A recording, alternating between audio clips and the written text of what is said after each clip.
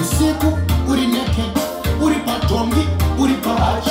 Atidi mwenje, atidi touch. Kana mafoni, ane matouch. N'anga tipa, saso isa poch.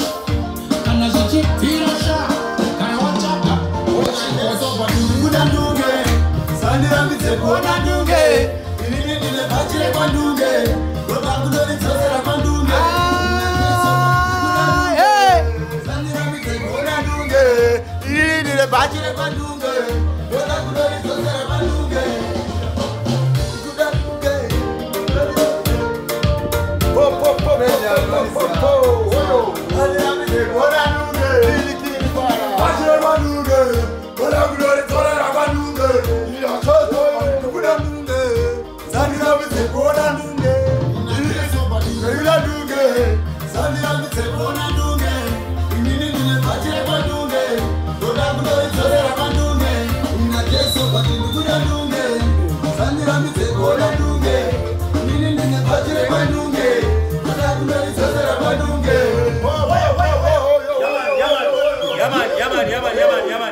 Zimbabwe, trust me, we're not lying. It's all about the hit song, a man of the moment, yeah man.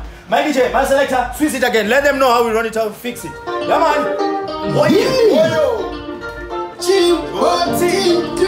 Yes, father. What you mean?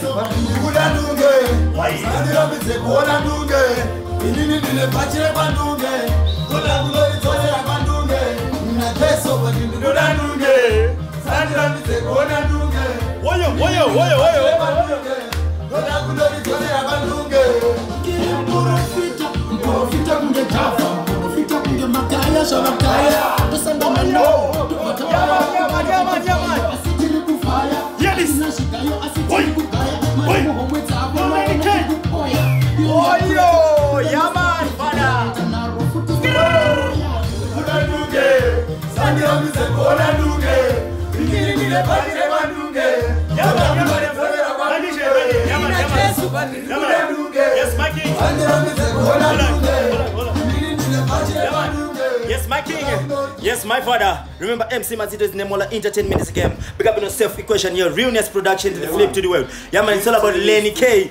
Back to bed one Ndunge Yut, a man of the moment, a hit maker. We're talking about the dancer thing in a whole dancer. It caused a catastrophe. Yeah, man, equation. Squeeze it again. Man, selector. Lenny Ky.